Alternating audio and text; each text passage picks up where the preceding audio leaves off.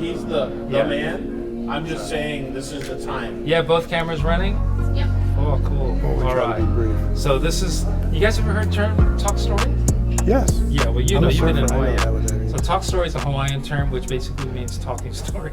It's when people get together and hang out. Okay. But literally, when you come to Hawaii, let's say you're a business person and you're going to some place, you can't jump into business. You gotta talk story. Okay. They want to know, hey man, how's your kids doing? Okay. You know, how did you do in football last week? If you go in there and say, hey, I've got something to sell, they don't want to hear about it. Okay. So that's where talk story comes from, right? It's all about that. So, hey everybody, I'm Pete. Where's Doug? He's nowhere to be found. Actually, he's behind the camera. We played musical chairs. I won, and I'm here with two big pillars of the ministry. I've got Lance Ralston. Is that right? That's correct. From Calvary Chapel, Oxnard. That's right. And John Miller from Revival Church in Menifee. That's right. I got that right. Now, I know John from a long time ago. Yeah. Lance, how are you? Good. Nice Good to meet you. Yeah, it's Great first to be time I here. ever met him. And so John, he just finished speaking, by the way, so he's looking a bit tired. But that was awesome, by the way. Thank So you. we're just wrapping up our first night at this great conference, and we just thought we'd throw a talk story here. So I don't even know what we're going to talk about. Great. How are you? Fantastic. We're in Hawaii. How could you not be great? You loving it? Loving it. Absolutely great. loving it. That's Yep. great. I'm going to spend the rest of the week here. My wife and I are celebrating our 40th anniversary. Whoa, So when we're done here, we'll congratulations. head over to Kona side and enjoy some sun. Fantastic. Yeah. So what's the secret? 40 years. One thing. Serve. Surf? Serve. Serve. Surfing. Surf So nice, surfing too. is that what you're saying? Yeah, Surf. serve each other. Yeah. Yeah, put each other first. Yeah. That sounds very biblical.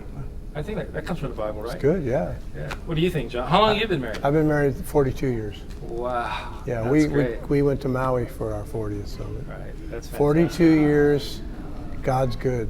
God's That's mercy great. and God's grace. Learn to forgive is another good one. Yeah. Learn Most to important. forgive and be committed. And Absolutely. I love what Warren Worsby said. Love is not a passing emotion. It's a continual devotion. Wow. It's a decision you make to keep loving that person. That you sounds committed. totally different from what's love got to do with it. That's right. It's totally yeah, it's different. not It's about totally- it's not about your feelings, not about your emotions. And love is a verb, it's an action word. So you commit to seek the highest good of the object loved. Yeah. So you say, I'm committed. That's what it means when you take vows before God and man. You know, That's great. seek the highest good of the object loved, your wife or your husband. Fantastic. Yeah. Great. Well, congratulations, Lance. Thank so, you. Lance, tomorrow you're speaking at the Yes. conference. What are you going to be speaking about? Interesting subject. 2 Thessalonians 2 talks about during the tribulation, because people have rejected the truth, God will send them strong delusion that they should believe the lie. Wow. And in Greek, the definite article "the" is much stronger than in English. So there is a lie that he has in mind there. The first lie was that we can become gods. And so we're going to be unpacking a lot of interesting information about how the stage is being set right now for people to believe that they can become gods. And I believe that's really going to be the pitch the Antichrist makes. And he's going Yeah. to seem to prove it by performing the miraculous in the eyes of the world. It's going to look like he has become a god, and then he's going to extend this. If you will follow my plan, I'll lead the human race into the next phase of its evolution. So we're going to be taking a look at how the stage is being set for that now. So, do you think the world is looking for we're looking for a savior, and of course the Antichrist is going to be it. Right. Are we at that stage? Do you think? The world is- Absolutely. Look at how there is this massive leadership vacuum globally right now across the scene. There's a couple strong leaders here and there, but generally there is a huge vacuum in leadership. People are crying out for someone of integrity, someone of has answers for seemingly intractable problems, terrorism, pollution, economic injustice that we see rising as a social issue. Yeah. One of the number one issues that millennials are concerned about, they express, is economic injustice. It's one of the reasons why we see the popularity of the current Democratic frontrunner is economic injustice and trying to level the field there. And so this leadership vacuum is aching, it's crying to be filled with a dynamic leader, and I believe the Antichrist is going to be the guy that's going to come on the scene and offer that. Okay, well, Lance, I've got John here. He's going to help you. Absolutely. John, who is the Antichrist? I don't believe we obviously. We don't know Years yet. ago, We can guess, years right? ago, there was an article in the paper that said he lives in London, and Really? he's in an apartment, and soon to be revealed. I don't think we can really know that, but I think the church will be taken out before he's revealed or unveiled to the world. What do you mean taken out? As in boxing terms? No, I mean in the rapture. Okay. Paul used the word harpazo in 1 Thessalonians chapter 4. Some people And, say the rapture is really a 19th century term you can't find in the Bible. What do you have to say about that? Well, I'm gonna address that tomorrow in my session. Well, you're speaking too, yeah. I'm speaking tomorrow morning on the rapture, and I'm going to point out that the early church fathers clearly taught what we would call an imminent return of Christ, that we're looking for the return of Christ. If the rapture happened after the tribulation, the Antichrist would be revealed first. He would make a covenant with Israel for 7 years. Yeah. Then it would preclude an imminent return of Christ. You can't have the doctrine of imminency, which means that there's nothing has to happen before the church is raptured, and believe that the tribulation begins before that. So it undermines that doctrine. So if you can determine, you can find that these early church fathers taught an imminent return of Christ, that doesn't prove, but it supports the doctrine of the rapture. And it's consistent with what Paul taught, is that we're looking for the Lord to return, that we're not focusing on signs which will happen during the tribulation, but we're looking for Christ to come in and return. And even Paul, when he wrote to the Thessalonians about the rapture, he said, we, which are alive, and remain. Paul believed it could happen in his day. Yeah. And if he thought that, then how much more should we be looking for the Lord to return? Absolutely. So the problem, Lance, the problem with people talking about the rapture and the return of Christ, a lot of churches are just like, I don't want to deal with that, right? And that seems to be something that is kind of pushed to the side. Right. It's a no-no to talk about this. It's politically incorrect, maybe, right? Right. What does that cause among churches? What happens to a church when they're not focused on that? And should they be focused? I mean, then you got people who say, oh man, there are some people who are so focused on the return of Christ and all these prophetic things. Right. Is that healthy? Where do we balance all of that? So a while back, in the late 70s, there was a lot of interest in the evangelical realm on the subject of Bible prophecy, and unfortunately some people made some unfortunate predictions about the timing of the rapture and the Lord's return, and those things didn't pan out. And I think the evangelical church, certain segments of it, got a bit of a black eye and a bad reputation, and so there was an overreaction, a move against talking about it, and the result now is that the Bible calls the rapture the blessed hope. Part of this important dimension of our faith is hope. When you de-emphasize the teaching of Bible prophecy, you lose your grip on that hope.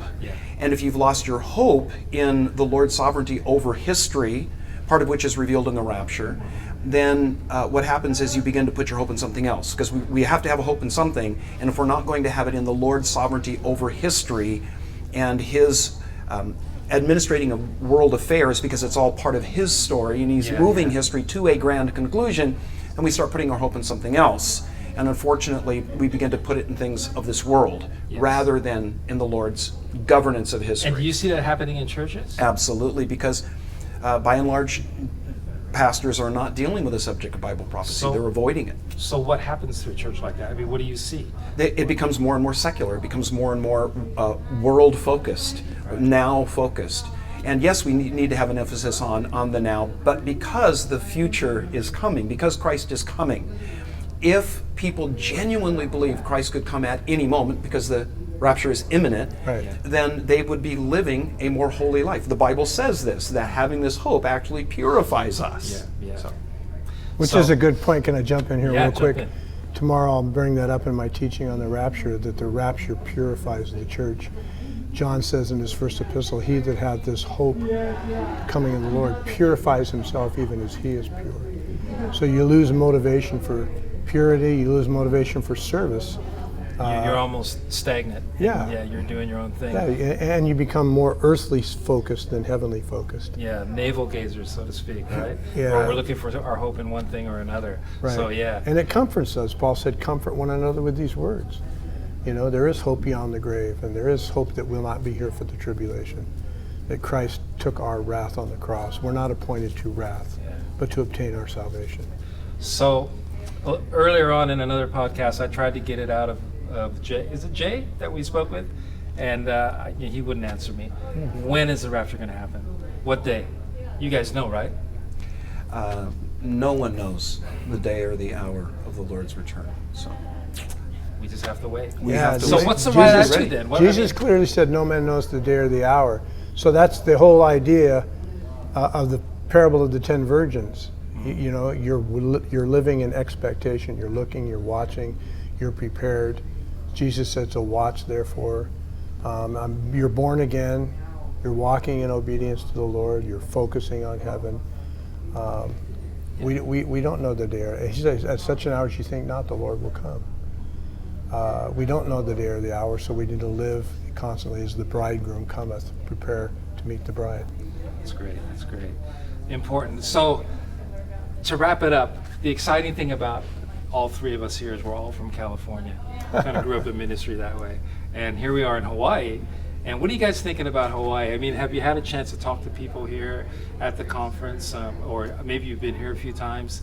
What's your opinion of Hawaii, and even in the church point of view too? Well, we've just found that people of Hawaii, whether they're natives or they're transplants here, everybody is just so amazingly friendly. They really do understand the whole idea of aloha and the warmth and the welcome and the importance of slowing down and taking time to actually engage other people instead of just effectively seeing them as objects to be used, to really interact. So that's marvelous.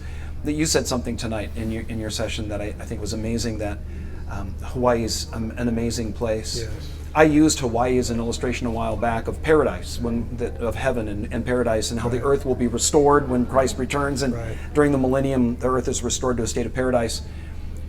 But the paradise that the Lord's going to restore it to makes like from Fresno to Hawaii, this, here's Fresno, and then here's Hawaii. Well, yes, but the paradise to come is going to make Hawaii look like Fresno when the Lord comes to restore everything. Absolutely. So can't wait for that to happen. And that's the hope, and that's the thing that you get excited about, because what's heaven going to be like? What do you think? Well, we'll start with you, because you were talking. I'm being fair here. What do you think Hawaii, or not Hawaii, what are you hoping for in heaven? What do you expect it to be like? Well, the ultimate thing about heaven is that Christ will be there. Amen. And we will look on him and see him face to face. Faith will be turned to sight. Yeah. It'll be turned to sight, and we'll be able to reach out and touch him, and we'll be able to embrace him. So no more faith, no more sorrow, no more sin, no more suffering. All the former things are passed away. Paul says in Romans that the trials of this present world are not worthy to be compared with the glory that shall be revealed. So good. Yeah. So So the good. exceeding eternal weight of glory far exceeds anything that we go through here. Yeah, the one thing that always blows me away, and people probably think I'm weird, but we talk about a place where there's no time, right? It says there will be no more sun, no need for sun. Right. He'll be the light of it. Yeah, he'll be the light. So what's it going to be like without time? We're going to live in this eternity. We're so used to walking from one side of the room to the other, and that takes time. We won't be in that dimension, and that's when I get a headache, and I just want to quit. Time will be no more. We can't relate to that. No. But what are you expecting? There's a statement that says that he will wipe away every tear from our eyes, and so we say, so there'll be no more crying in heaven. But wait a minute, if he's going to wipe away the tears, it means that there's tears to wipe away. Yeah. But how he's not going to send an angel to do that. When you think about the intimacy that we're going to have with God, that he will wipe away every tear from our eyes. Just wow. Awesome. Yeah, that's going to be Awesome. great. The intimacy, that we were created for intimacy with God. We will realize it there. You've never, I think it was C.S. Lewis, John, who said, you've never met a real man.